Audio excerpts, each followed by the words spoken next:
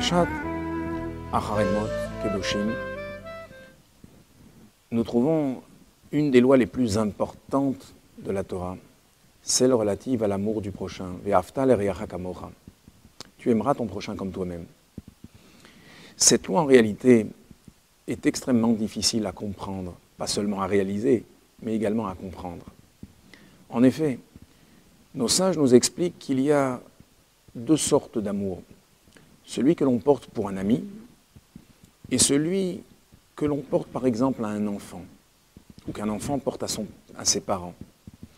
Lorsqu'on aime un ami, on n'aime pas véritablement cet ami. Ce qu'on aime, ce sont ses qualités. En effet, si cette personne était une personne antipathique, avec qui on n'avait pas d'atome crochu, ce ne serait pas notre ami. En d'autres termes, l'amour que l'on porte pour un ami est un amour intellectuel. On comprend que c'est quelqu'un de bien, et donc on décide de s'y attacher. En revanche, l'amour que l'on porte pour un enfant est un amour essentiel, intrinsèque, qui transcende la logique. Un enfant peut être intelligent ou moins intelligent, beau ou moins beau. C'est notre enfant, c'est une partie de nous-mêmes. Et par conséquent, on l'aime de manière essentielle. En d'autres termes, l'amour que l'on porte à son prochain, c'est un amour limité, limité à ce que l'on comprend de lui. Tandis que l'amour que l'on porte à quelqu'un qui est véritablement notre chair, notre sang, est un amour qui est supralogique. Et voilà que soudain la Torah nous dit « Ve'afta l'ereacha kamocha » aime ton prochain, c'est-à-dire ton ami, comme tu t'aimes toi-même, c'est-à-dire finalement d'un amour intrinsèque, essentiel. Comment peut-on exiger cela d'un juif? Alors le rabbi nous explique que ce qui peut diviser deux juifs, ce sont leurs corps.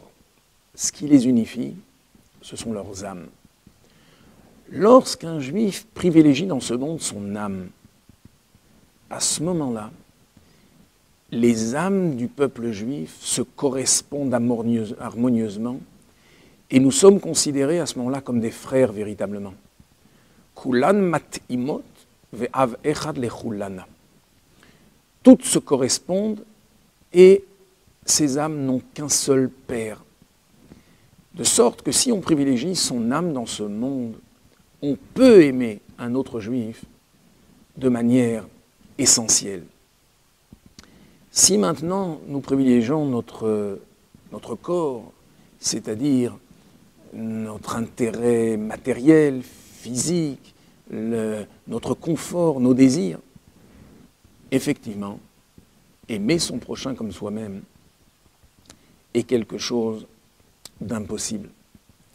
Et on comprend maintenant la réponse que Hillel fit un jour à un converti qui était venu lui demander de lui résumer en quelque sorte la Torah, le temps qu'il se tienne sur un pied.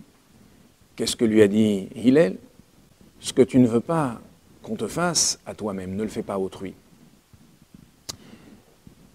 Ça, c'est toute la Torah. Tout le reste n'est que commentaire. Comment peut-on comprendre que Hillel ait considéré que toute la Torah est un commentaire de Ahavat Israël, c'est-à-dire de l'amour du prochain?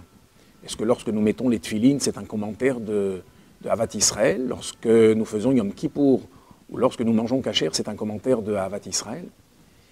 Eh bien, ce que Hillel voulait dire, c'est que toute la Torah a été donnée à un juif pour faire en sorte que son âme domine son corps, que le spirituel domine le matériel. Or, quel est le test qu'on a véritablement réussi dans cette mission? Quelle est la preuve que lorsque nous avons mis les tefilines, nous les avons bien mis, que lorsque nous respectons Yom Kippour, nous le faisons convenablement? C'est lorsque nous aimons notre prochain. Parce que lorsque nous aimons notre prochain, cela signifie que ce qui est important pour nous, c'est notre âme et pas notre corps. Et si nous sommes arrivés à faire en sorte que ce soit l'âme qui soit privilégiée dans notre service de Dieu, alors cela se traduit par l'amour que l'on va avoir envers son prochain. Car seule cette manière de concevoir le service de Dieu peut nous permettre d'unifier nos âmes et d'aimer un autre juif de manière intrinsèque. Voilà une leçon fondamentale qui nous montre véritablement que l'enjeu du service de Dieu, l'enjeu de notre mission sur terre, c'est peut-être davantage ce que nous allons réaliser pour autrui que ce que nous allons obtenir pour nous-mêmes. Au revoir à tous.